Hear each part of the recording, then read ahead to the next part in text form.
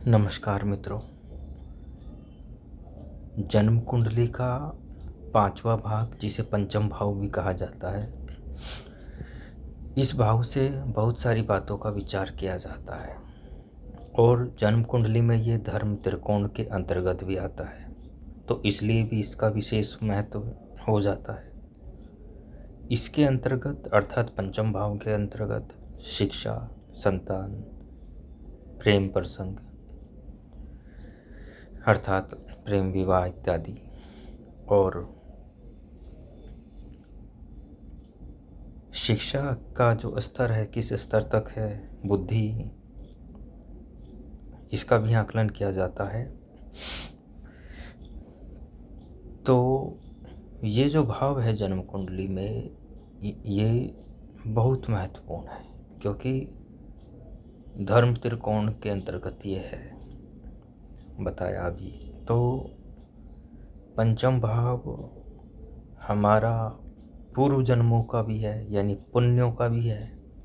पुण्यों की जो स्थिति है, पूर्व जन्म की जो स्थिति है, वह भी पंचम भाव से देखी जाती है।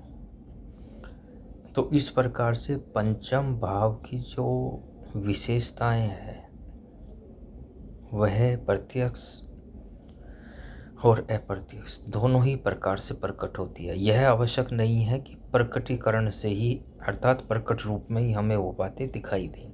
हम लोग क्या है कि ये समझने की बात है कि कई बार भ्रांति यह हो जाती है कि प्रत्यक्षीकरण तो हुआ नहीं, तो हम ये अनुमान लगाना शुरू कर देते हैं कि वही जब पंचम भाव की इस तरह की स्थिति है तो वो दिखाई क्यों नहीं दे रही। लेकिन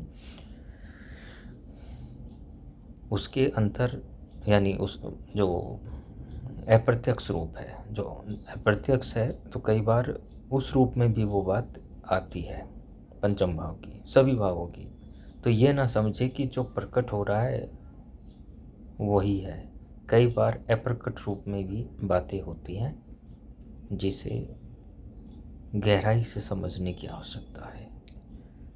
यानी ये ऐसे ही समझो कि कोई पेड़ है और पेड़ का ऊपर हमें फूल, पत्ते इत्यादि दिखाई दे रहे हैं, लेकिन वास्तव में पेड़ की जो जड़ें हैं वो तो दिखाई नहीं दे रही, वो तो गहरे में है। तो प्रत्यक्ष और अप्रत्यक्ष दोनों प्रकार के रूप चलते हैं, दोनों प्रकार से विश्लेषण कुंडली का करना चाहिए।